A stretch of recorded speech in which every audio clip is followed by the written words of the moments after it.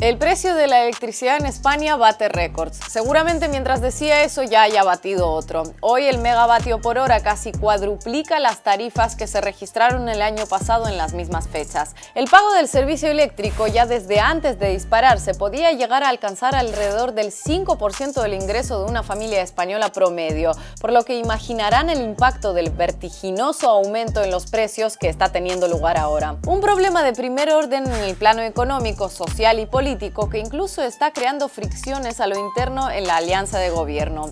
En este video les contaremos cómo y sobre todo por qué sucede y créanme que se van a sorprender bastante, incluso aunque crean que no les interesa porque no viven en ese país. Ahí les va.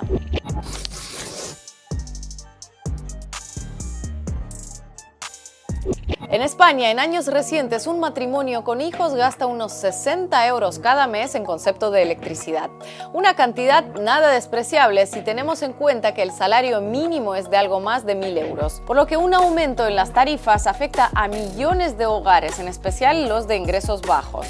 ¿Qué decir cuando ese aumento se multiplica por casi 4 veces en apenas un año, como sucedió entre 2020 y 2021? Antes de entrar en por qué se produjo este incremento, es importante conocer cómo se configura el precio en el sistema del mercado eléctrico en España.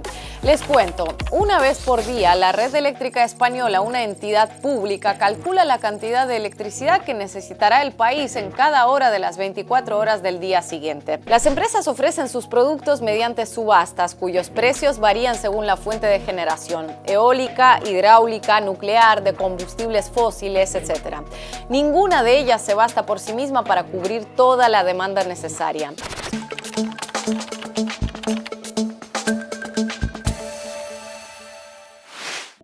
En España, la parte de generación, aparece un precio diario para la electricidad en función de las tecnologías que aportan electricidad a la matriz energética global del país. En función de cuánta aportación ofrece cada una de las tecnologías, vamos a tener un precio más caro o más económico. ¿De qué depende que sea más económico? Evidentemente que la participación de las tecnologías baratas sea mayor. ¿Cuáles son esas tecnologías baratas? Las energías renovables como la eólica, la solar fotovoltaica, y por otro lado tenemos las tecnologías que llamamos caras, que son las que acaban fijando el precio de la electricidad. La trampita del funcionamiento del mercado eléctrico español, que viene determinado por la Comisión Europea, está en que toda la energía que se compre para una hora determinada, los usuarios la terminarán pagando al precio de la energía más cara de todas las que completan la demanda en ese tramo horario. Es decir, si para una hora en concreto el 80% de la energía adquirida es de origen hidroeléctrico, barata, el 19% nuclear, barata también, y el 1% restante es de gas natural, mucho más cara, la Red Eléctrica de España pagará a las empresas el 100% de la energía al precio de gas natural, el más elevado de todos. Por increíble que parezca, así es como funciona. Es como si tú vas a la tienda, compras patatas, puerros, zanahorias y un aguacate, que es lo más caro, y al final cuando vas a pagar te cobran todo lo que has comprado al precio del aguacate. Eso es lo que pasa con el sistema eléctrico en nuestro país.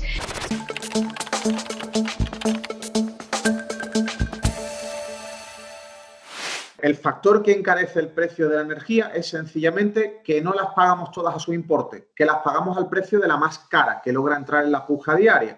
Y eso lo marca Bruselas. Y no es precisamente una política progresista, es una política neoliberal, la de la Comisión Europea, desde hace décadas, que favorece al sector y sobre todo favorece a las grandes empresas del sector eléctrico.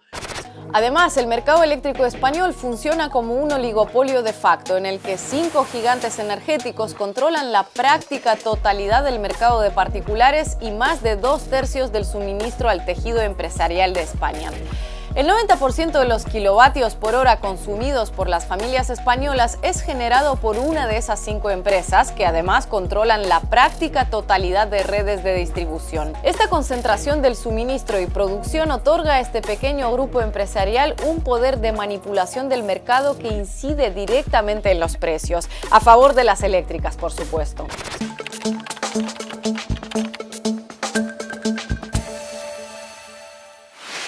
Que en España la producción la controlan 5 grandes empresas. Esas empresas juegan con la producción de tal forma de que nunca terminan de cubrir la demanda con las energías más baratas. Ellas invierten en energías baratas, por ejemplo, las renovables, la solar, la hidráulica, pero se cuidan de que la demanda se cubra con energías caras. Porque el modelo de regulación energética diseñado desde la Comisión Europea y puesto en marcha en España con determinados matices es una tomadura de pelo a los ciudadanos. Como si todo esto no bastara, también hay que sumar a los factores que encarecen la electricidad española el concepto de las llamadas puertas giratorias.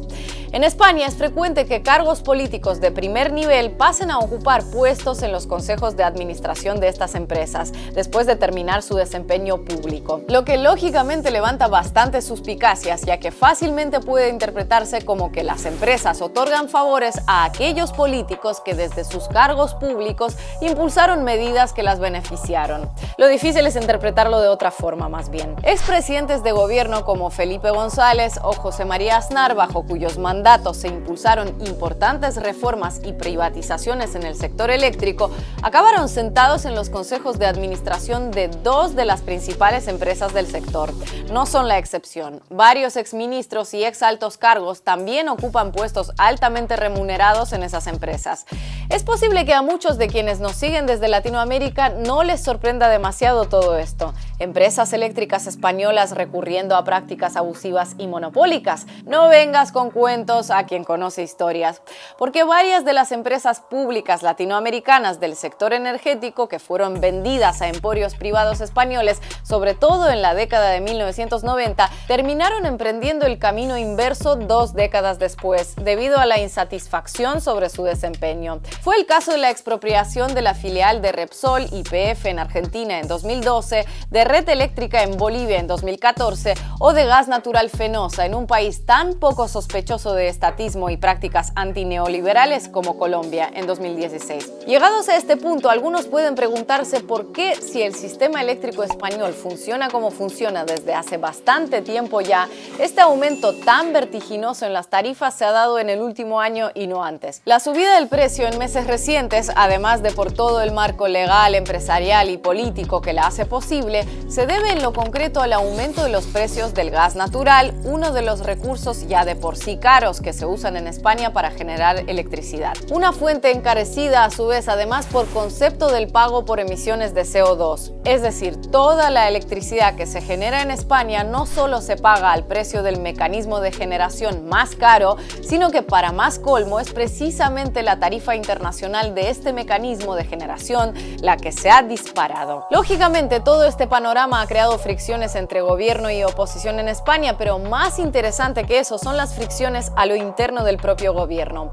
Los dos partidos que lo componen tienen visiones prácticamente antagónicas con respecto a cómo afrontar la situación. Unidas Podemos propone que el Estado intervenga directamente en el proceso de formación de los precios o incluso crear una empresa eléctrica pública. El PSOE, con destacados miembros o ex miembros del partido en las directivas de las eléctricas, rechaza estas propuestas. De momento, ambos integrantes del Ejecutivo solo han logrado acordar medidas de urgencia como rebajas o exenciones en los principales impuestos a la electricidad o la creación de un suministro mínimo vital para los consumidores más vulnerables. Mientras la discusión sobre cómo resolver la situación prosigue. Existe una alternativa que también existe en Latinoamérica, las cooperativas de consumo, de consumidores, donde compramos y nos vendemos nosotros mismos la electricidad a un precio barato, quitando los márgenes de beneficio de las comercializadoras. Si tuviéramos una política intervencionista, una política que le dijera al oligopolio eléctrico, a Endesa, Iberdrola, Naturgy, oiga, les voy a parar los pies, les voy a poner límites, pero no se preocupen que no se van a arruinar, igual su presidente no gana 12 millones de euros al año y gana 8, pero no se preocupen que esto no es la ruina, pues estaría la cosa mucho mejor. Todos los países tienen que impulsar el uso de sus recursos naturales, porque si tú aprovechas tus recursos naturales vas a tener independencia energética. ¿Qué quiere decir? Que con tu sol, con tu viento, con tu agua, con tus residuos de basura, vas a poder generar electricidad, no vas a depender de factores externos y la volatilidad del mercado se va a reducir mucho. Bueno, nosotros entendemos que en el sector eléctrico hay un robo legal, porque el protocolo de diseño de la subasta eléctrica, de la forma de configurar los precios, favorece especulación, favorece que estas empresas ganen miles de millones de euros cada año, favorece que tengan un grupo de consejeros, un CEO que ganan cantidades absolutamente descomunales, y creemos que no, que la electricidad tendría que ser un servicio por el que pagáramos un precio justo, un precio razonable.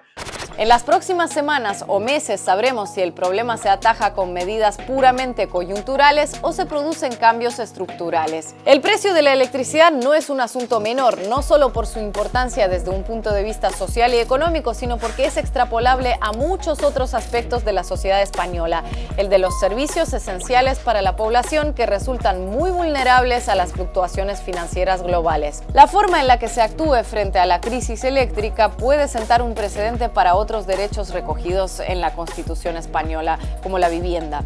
Tal vez por eso resulte tan polémico y genere tantas tensiones dentro y fuera del gobierno, porque más allá del resultado del debate, el hecho innegable es que ese debate ha tomado un impulso nunca visto en décadas, y por lo visto eso por sí solo basta para poner nervioso a más de uno.